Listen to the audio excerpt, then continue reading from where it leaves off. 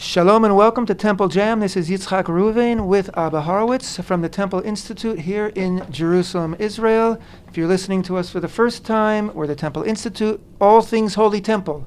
And our website is templeinstitute.org. We have a Facebook page, we have Twitter, we have Instagram, we have YouTube videos, we have it all. And we are going to be answering some questions right now from some of our listeners. And Abba's going to read the first, I think, set of questions, because we have a few questions about the red heifer, always a popular topic. We did. And the red heifer is a good topic. There's a lot of Mishnayot on them in Masechet Para and Tractate Para, and the Rambam, Maimonides, speaks about it as well. And very important questions because I think it's timely. We're all looking forward to finding that red heifer. So we have a couple questions. One is, do I understand your explanation correctly that the daily services can begin without the ashes of the red heifer in a state of ritual impurity at the location of the altar on Temple Mount? Where in the Torah is this permitted? I understand that sacrifices resumed in Ezra 3 before the foundation of the temple was laid, but I assume they had ashes of a red heifer. And here's another one. I have questions about the red heifer and sacrificial third temple service. Is there any possibility to perform temple sacrifices without the red heifer? Same idea here. And it's been my understanding that the red heifer must be born in Israel. Is this correct or not? I have tried to find it on your site, but maybe I'm missing something. Thank you. So those are the three questions on the red heifer. And we start with that last one, because I think that's the most straightforward answer. Sure. I think the answer is no. It doesn't have to be from the It definitely does not have to be in Israel. I haven't found an actual source in the Mishnah or Maimonides. I will get back to you on the source. I was a little bit under pressure looking for other things involved in other things, but I definitely will try and get back to you on that source. But I think the fact that we know that the Temple Institute was involved in a red heifer in Texas and Colombia and other places as well, so it's pretty clear that that does not make a difference. Right. As you said, we definitely have been involved in trying to raise red heifers in different places outside of Israel.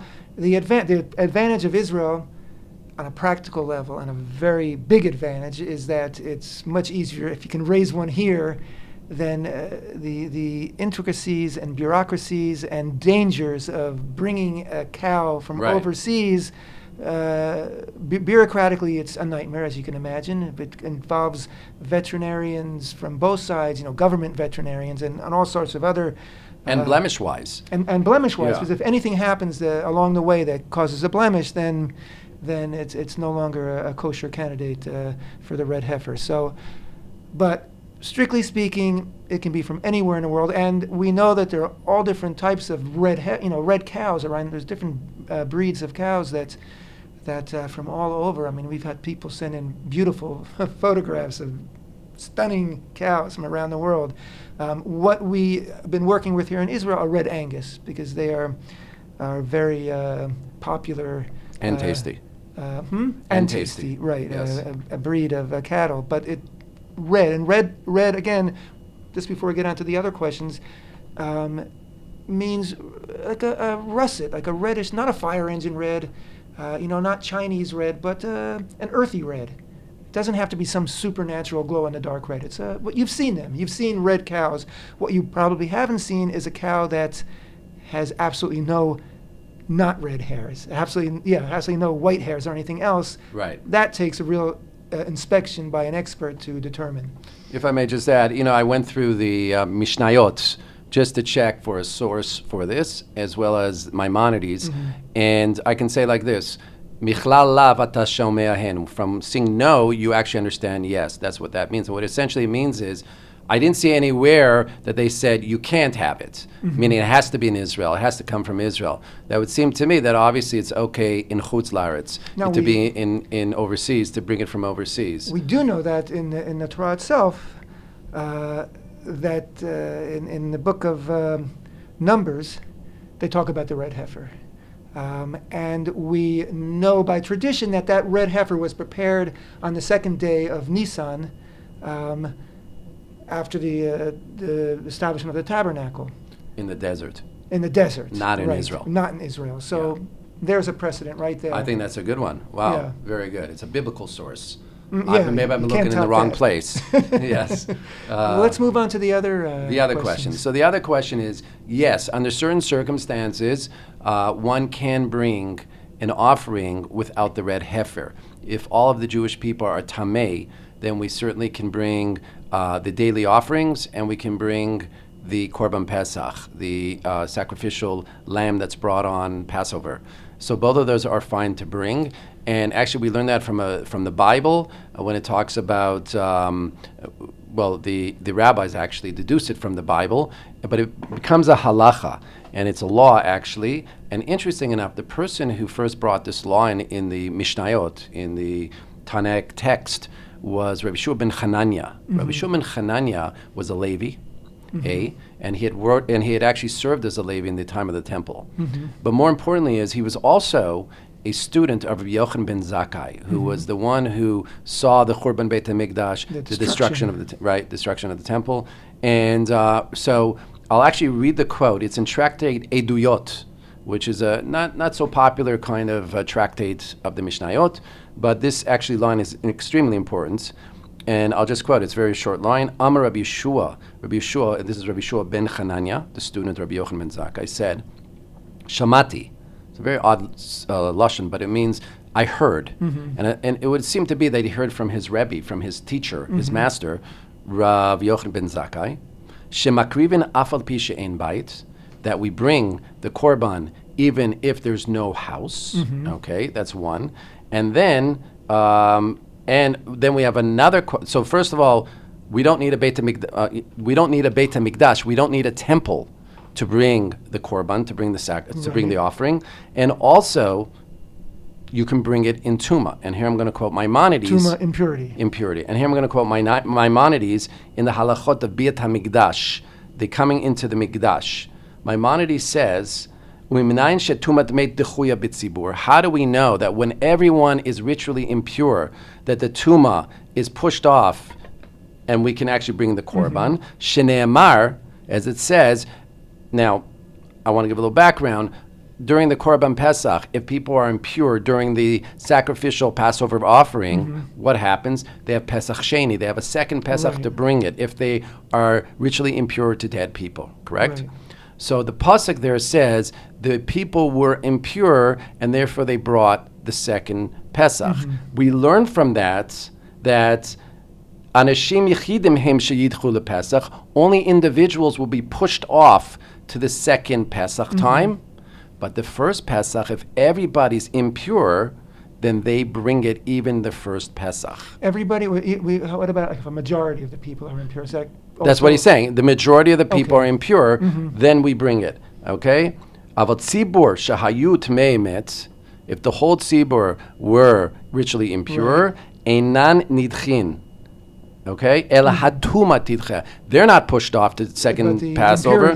Right. I hope this is clear. It's a little bit complicated. Let's put it one time in and 1 second, let me just finish English off. Terms, right, I'll do it in a second, but here's the last key line of the Rambam, because this really ties in. As you can see, it's a biblical source that goes to a, obviously, Tanakh / Talmudic source, and here's the final line. V'hu adin l'chol korban shekavua lo zman kepesach shu docha et atuma. So to any other offering, for example, the daily offering, the korban tamid, any of those offerings, or the chagim on the holidays, they're kavua. In other words, they have a specific time that you have to bring them, that they also push off tuma, they push off ritual impurity if the Jewish people are impure, all of them are impure, or majority of them are impure. So that means a situation where there is no red heifer, there are no ashes, or there certainly aren't enough ashes to purify the majority of the people, which means that even the Kohanim, even the temple priests are ritually impure. Everything is. At which point then, if they do get a red heifer, I assume you've got to then purify the entire temple and the courtyards and everything else, including the Kohanim and the people. Correct. Then you have to go through the entire process of purifying everything.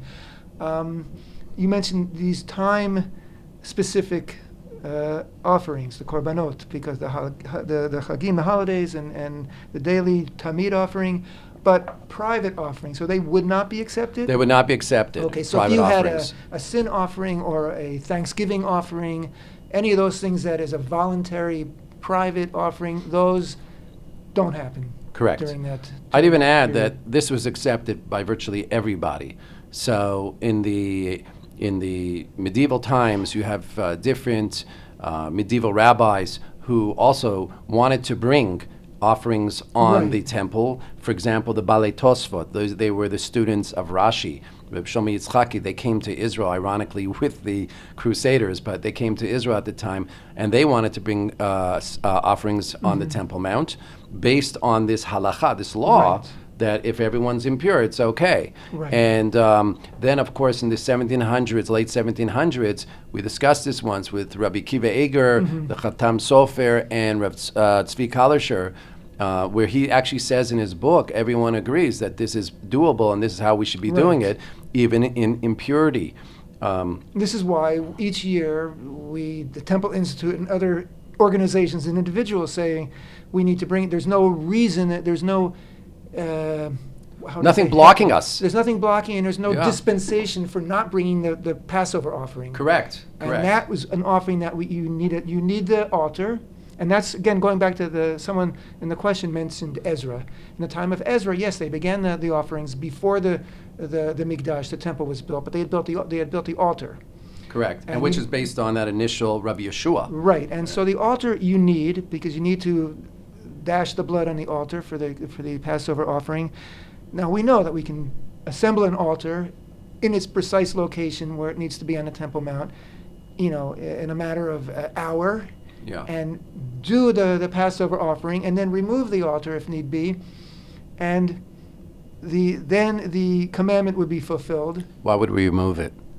I'm just saying that it's in terms of like. Facts on the ground. We need to get facts on I the know, ground. I understand, but my point is that in terms of the minimal, effort, Right. whatever that it would take, it's so easily done. All we need is the agreement of the Israeli government to say, okay, we are going to, ensure that you can do it on that day, and then it'd be done. And so halachically, there's no reason in the world not to do it, and there's every reason in the world to do it. And in terms of our responsibility to Hashem, it's a huge, how would you say, feast. I don't know. It's a huge blemish on our nation that we're not doing it because we really have the obligation and we have the opportunity. And I think even more, we know that the bringing of offerings to God, we know from David, King David, David HaMelech, and even in the Midbar, when they brought Korbanot, it stopped the plague. It's a game changer. It's for it, and who knows what bad mazel we have in this country. I think you also know, you see Yitzchak, a lot of people dying, not just from corona, but they're dying from all kinds of crazy things are happening. Every day you see this guy died from that guy drowned, a lot of people drowning, and we have all the fires that burned a good part of the Jerusalem hills.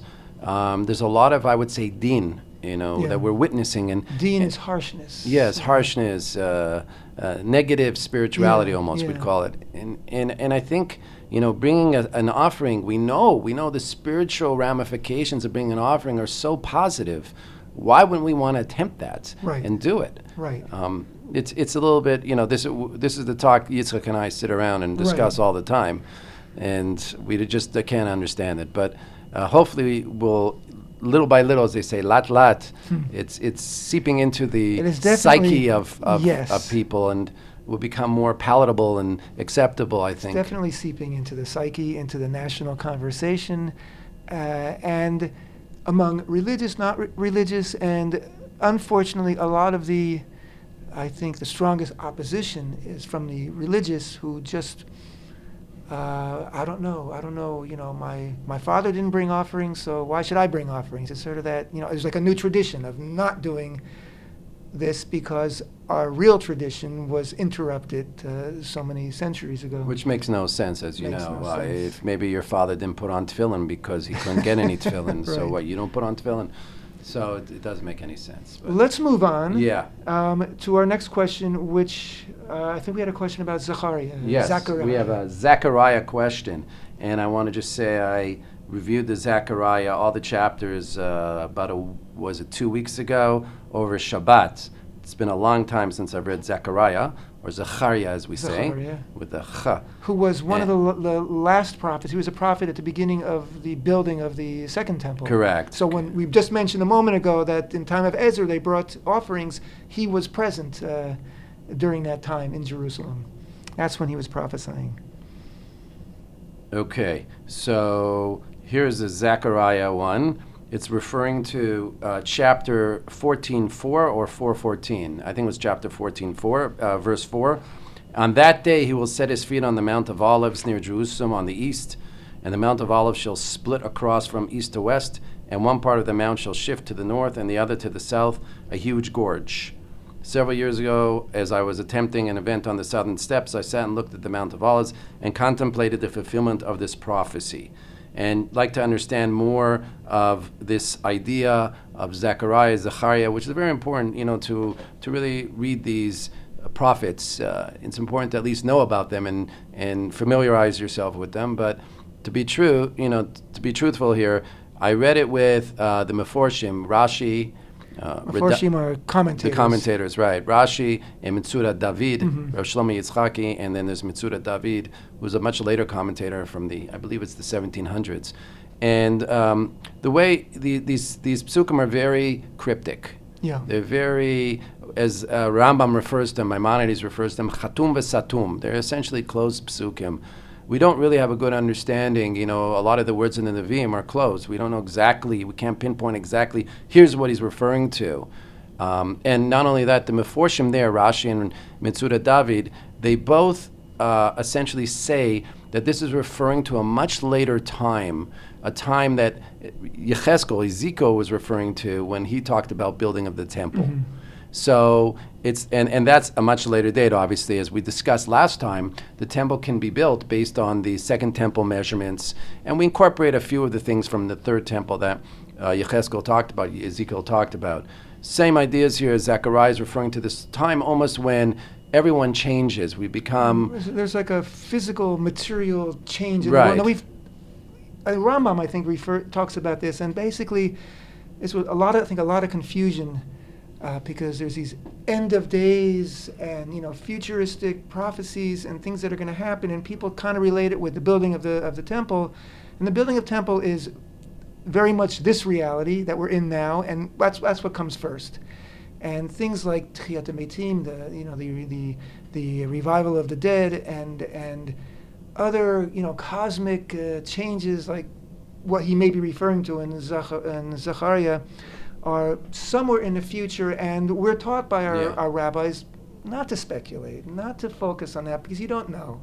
Right. And it's dangerous because you start to create, misunderstandings and false hopes, and you really don't know. What I will say, to give a little context to what Zechariah says, is that there actually is a fault line that runs through Jerusalem. It's actually the African-Syrian fault line. It runs all the way, I think, from in Ethiopia or something, right up through the Jordan Valley and up to the north. And we have had earthquakes. In fact, there was an earthquake in 2004, which caused the collapse of the earthen ramp that we used to go up to the Temple Mountain on. And then after that, they built that temporary bridge, which then they rebuilt a few years later. And now, of course, they're supposedly fixing it. I saw a photo today of the fix, and they're just like laying some new planks over the old planks, because the old planks are very dry. They say they're in danger of cracking.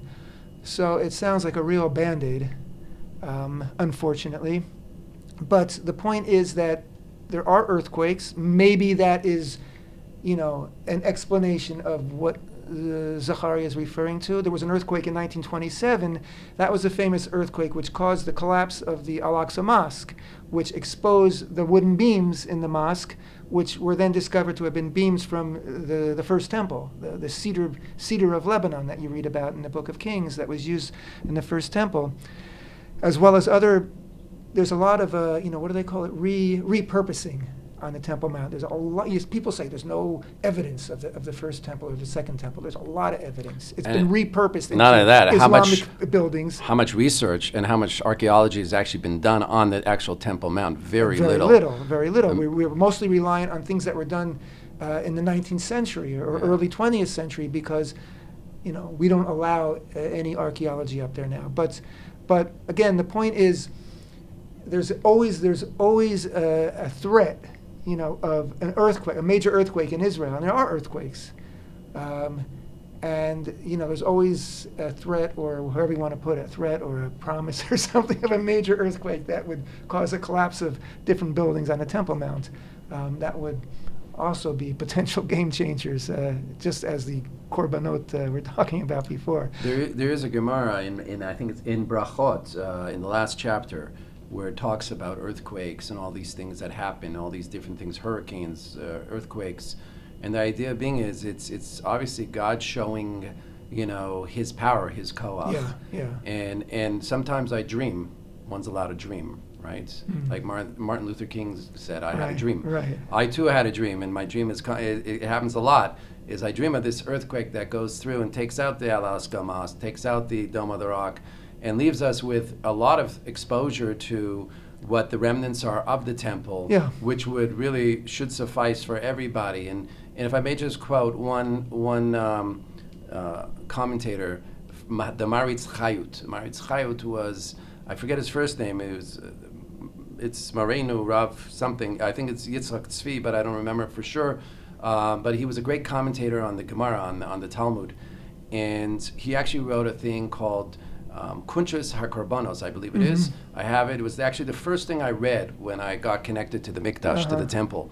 And he was in the 1800s. He was this incredible scholar. He knew literally everything. We're talking about Bavli, Yerushalmi, Medrash, everything on the tip of his fingers. He was incredible. Also, in terms of a chokir, where he was able to, but not investigator, a researcher. Yeah. Like he just understood topics. And in most Gemaras, you'll find his commentary in the back of the Gemara and back of the Talmud. And anyway, in this Kuntres he wrote, he died actually, just a side note, he died at 55 from cholera. Wow. The plague of cholera was happening then, just because we got our own plague. I forgot to mention he had a plague at the time.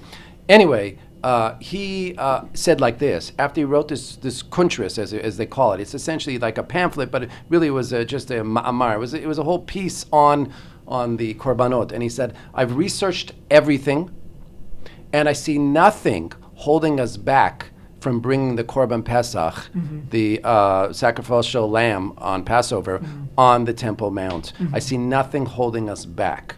Now, this is a guy who was like, I think in White Russia or somewhere around there, Galicia area, and he'd never gone to Israel, and he had done his own work, and his work is expansive and extensive. And he actually said, I see nothing holding us back. I would like to say, how much more so now that we have more information, technology, knowledge, archaeology, topography, you name it. Presence and sovereignty as exactly. Army, sometimes. But again, if he could say it then, so much more so should we be saying it today. Absolutely. And hopefully this year, Tavshin Pei Bet, hopefully this year, new year, will be a change. There'll be a change for the Jewish people, and we'll be able to actually actualize bringing a korban, an offering on the Temple Mount. That's my wish for Tavshin Pei Bet. I'm with you. And with that, I think we're going to conclude for today. Okay. I hope we've answered people's questions sufficiently, and if not, you have more questions, please let us know. Thank you so much. Thank Temple you. Jam.